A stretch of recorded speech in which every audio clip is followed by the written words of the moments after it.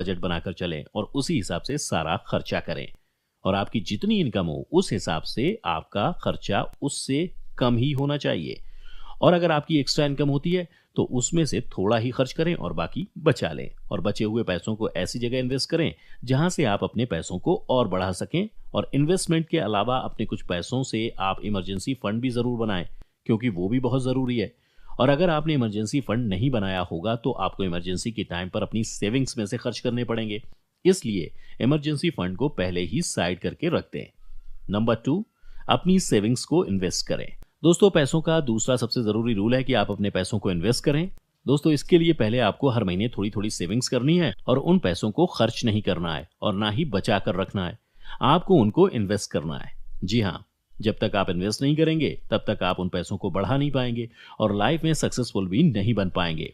तो सक्सेसफुल बनने के लिए आपको उन पैसों को इन्वेस्ट करना बहुत जरूरी है दोस्तों, क्योंकि सिर्फ नौकरी करने से आप ज्यादा पैसे नहीं कमा सकते। अगर आप ज्यादा पैसे कमाना चाहते हैं तो उसके लिए आपको बिजनेस शुरू करना होगा और उसके लिए आपको कुछ पैसे इन्वेस्ट करने होंगे। नहीं तो आप चाहे पूरी जिंदगी नौकरी कर लें या जितने मर्जी घंटे काम कर लें, आप ज्यादा पैसे कभी नहीं जोड़ पाएंगे।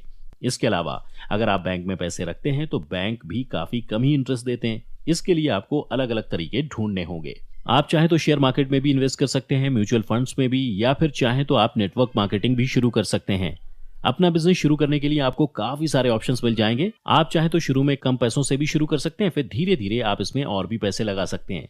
अगर आपको समझ नहीं आ रहा है कि आपको कहाँ इन्वेस्ट करना है तो इसके लिए आप चाहें तो किसी की सलाह भी ले सकते हैं, या इससे जुड़ी किताबें भी पढ़ सकते हैं, या फिर किसी बड़े बिजनेसमैन के सेमिनार्स भी अटेंड कर सकते हैं, या अपने किसी जानकार की भी सलाह ले सकते हैं।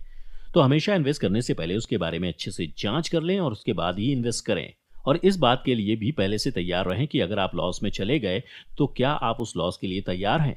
कोशिश करें कि शुरू में ऐसी जगह इन्वेस्ट करें जहां लॉस होने के चांसेस कम या ना के बराबर हो। और लॉस के लिए भी आप अपने आप को पहले से तैयार रखें और हार ना माने। अगर लॉस हो भी जाए तो उसे भूल कर जिंदगी में आगे बढ़ने की कोशिश करें, क्योंकि लॉस तो जिंदगी में होता रहता है और लाइफ में रिस्क लेना भी जरूरी है।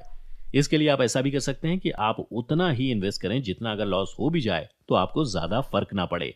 अगर आप इन सब बातों को ध्यान में रखेंगे तो आप अपने पैसों को आसानी से बढ़ा पाएंगे और लाइफ में आगे जाके एक सक्सेसफुल इंसान बन पाएंगे।